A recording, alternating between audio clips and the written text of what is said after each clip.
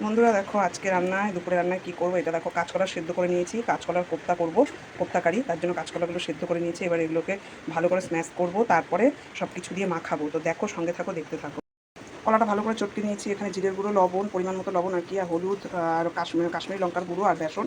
বেসন এখনও দেবো। সব দিয়ে ভালো মতো করে মাখিয়ে নেবো, তারপরে এগুলোকে ভেজে নেবো, বড়ার আকৃতি করে ভেজে নেবো। তো দেখো বাইরে প্রচুর বৃষ্টি হচ্ছে, আর কলার কোপ্তা হয়তো কারি অনেকেই খেয়েছো, আমি আজকে প্রথমবার রান্না করছি। তো বাইরে প্রচুর বৃষ্টি হচ্ছে। চলো রান্নাটা করে নিই তাড়াতাড়ি। বন্ধুরা একটা জিনিস দিতে ভুলে গেছিলাম, গরম মশলা। তো এটা দিয়েও ভালো করে মাখিয়ে নেব, নিয়ে তারপরে বড়াগুলো ভাজবো। মশলাটাও পেস্ট করে নিয়েছি, আদা রসুন সব অল্প অল্প করে, আর কাঁচা লঙ্কা আর শুকনো লঙ্কা টমেটো সব দিয়ে পেস্ট করে নিয়েছি, জিরেও আছে। দেখো কোপ্তাগুলো ভাজা হয়ে গেছে। এবার তরকারি বসাবো, তার জন্য ফোড়নে পেঁয়াজ, যে গোটা জিরে, তারপর তোমার তেজপাতা, গোটা গরম মশলা সব দিয়ে নিয়েছি। এবার আলুটা দেবো। দেখো মশলা দিয়ে কষিয়ে নিচ্ছি, আর আমি এটা আলু দিয়ে করছি। অনেকেই দেখেছি আলু ছাড়া করে, কিন্তু আমি এখানে আলু অ্যাড করছি, দেখি কেমন লাগে অন্য পদ্ধতিতে।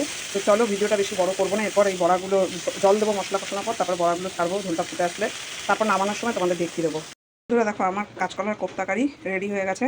তো দুটো কোপ্তা ভেঙে গেছে, আসলে আমি তো প্রথমবার করলাম, অতটা জানি না। দুটো কোপ্তা একটু ভেঙে গেছে।